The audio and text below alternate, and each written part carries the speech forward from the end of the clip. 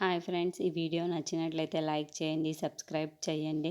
శౌర్యని దీప, కార్తిక్ వాళ్ళు చెకప్ కోసం అని చెప్పేసి హాస్పిటల్కి తీసుకొని వస్తూ ఉంటారు. ఇంతలో అక్కడున్న దీప మాత్రం చాలా టెన్షన్ పడడం చూసి అక్కడికి కార్తిక్ వచ్చి ఎందుకండి ఇంత టెన్షన్ తీసుకుంటున్నారు అని చెప్పేసి అడుగుతుంది. ఆ మాటలు వినగానే అక్కడున్న దీప మాత్రం శౌర్యకి బాగానే ఉంది కదా అని చెప్పేసి అంటుంది. ఆ మాటలు వినగానే అక్కడున్న కార్తిక్ అయితే చాలా కంగారు పడిపోయి బాగానే ఉంది, ఎందుకు బాగాలేదు, తను చూడండి ఎంత హెల్తీగా ఉందో, ఏమనలేదు, అంత బాగానే ఉంది అని చెప్పాడు. ఆ మాటలు వినగానే అక్కడున్న దీప అయితే తెల్లారి నేను తీసుకోవాల్సిన బాధ్యత కూడా మీరే తీసుకుంటున్నారు, దానికి నాకు చాలా సిగ్గుగా ఉంది అని చెప్పేసి అంటాడు.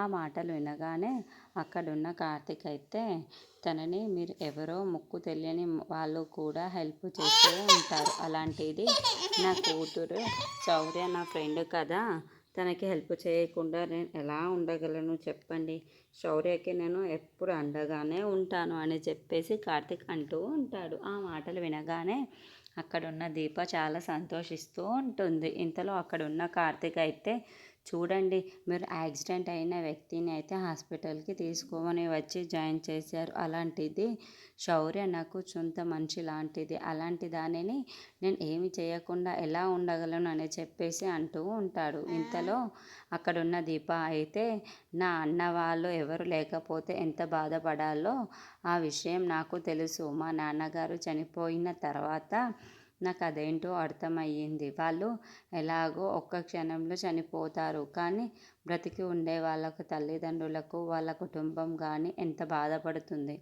ఆ బాధని నేను ఇప్పుడు అనుభవిస్తున్నాను, నాకు తండ్రి లేకపోవడం నాకు ఇప్పుడు చాలా బాధాకరంగా ఉంది అని చెప్పేసి అంటూ ఉంటాడు. ఆ మాటలు వినగానే అక్కడున్న కార్తీక్ అయితే అవేమీ మీరు ఆలోచించకండి, మీ శౌర్య కోసం మీకోసం మాత్రమే ఆలోచించండి అని చెప్పేసి అంటాడు.